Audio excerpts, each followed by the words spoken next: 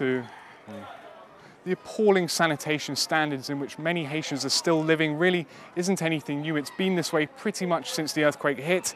These are the conditions which you'll find in many of the more than 1,300 camps strewn out across Port-au-Prince.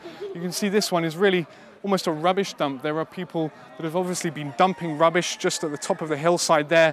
And when the rains come, it's been washing all of this right down the hillside and into people's homes. This is where people live. These makeshift shelters behind me are home to more than 26,000 people in this camp alone.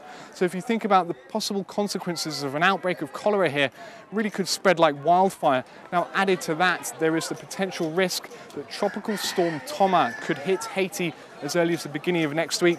Possibly by the time it arrives here, it could even be a Category 3 hurricane, bringing with it very strong winds and, more importantly, very heavy rainfall. So think about the consequences of rain here, washing all of this rubbish right down the hillside, causing flooding and bringing it into people's homes. Everything else we can get.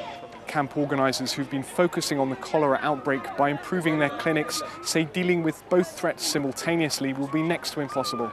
It would be incredibly difficult to deal with the two things at the same time. I think clearly issues of water and contamination and those sorts of issues are going to be considerably more difficult. But more than that, just the effect on infrastructure. We've been focusing over the last 3 or 4 days on building infrastructure and making sure that we have cholera treatment units and to respond. And if those are in any way damaged by a storm that arrives, I think we have to start again from zero. I think it's going to be very difficult. This camp was badly damaged when a minor storm passed through just a few weeks ago, destroying tents and ripping the tarpaulin roofs off these makeshift shelters.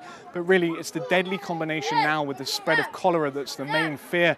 A heavy storm would obviously bring strong rainfall, which would fill up ditches like this, which contain sewage and human waste, making the spread of disease even easier. This country, after the earthquake, is more vulnerable to extreme weather than it ever has been. You can see the kind of flimsy accommodation that people live in. But now, given the background of the spread of this deadly disease around the country, this is the worst possible news that Haiti could have expected. Sebastian Walker, Al Jazeera in Port-au-Prince, Haiti.